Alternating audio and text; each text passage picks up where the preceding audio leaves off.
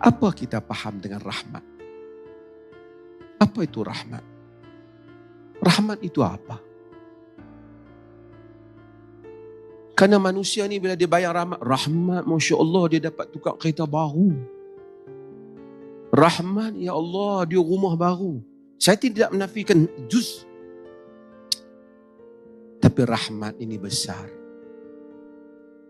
Ni perlih musim, kempen perlih sikit. Perlih musim hujan lah ni. Tuan-tuan pun sini hujan. Sepatutnya minggu ni ada perkhemahan sunnah untuk lelaki. 2 bulan lepas ada perkhemahan sunnah untuk perempuan. Jadi dalam majlis tu dibuat dalam ajar sonok-sonok kan. Jadi ada ramai orang perempuan saja, ada PC dan seumpamanya, ada session malam bersama dengan saya. Saya bercakap untuk semua ni.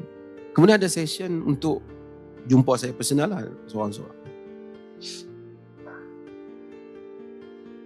Saya agak macam terkejut juga.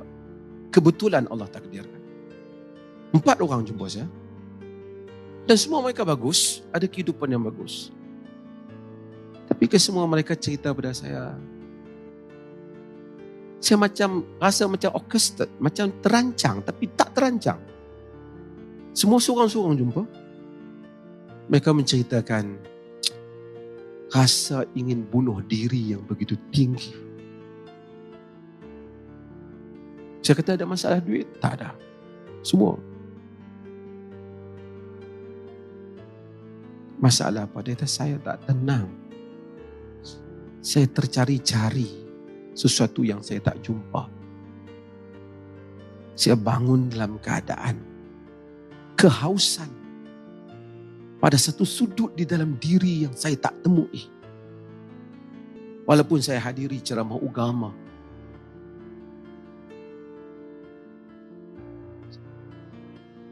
Sebab itu agama ini, pelajari agama yang benar. Agama daripada kitab dan sunnah. Tuan, rahmat Allah itu bukan itu saja. Bukan cerita kereta baru, rumah baru, makanan. Itu juga juzuk. Tapi rahmat Allah apabila kita dapat mengenalinya, merasai kedekatan kita dengannya. Apabila kita merasai kedekatan dengannya, kita merasai suatu kemanisan di dalam hidup yang tak dapat kita sifatkan kepada orang lain. Halawah, kemanisan dalam hidup.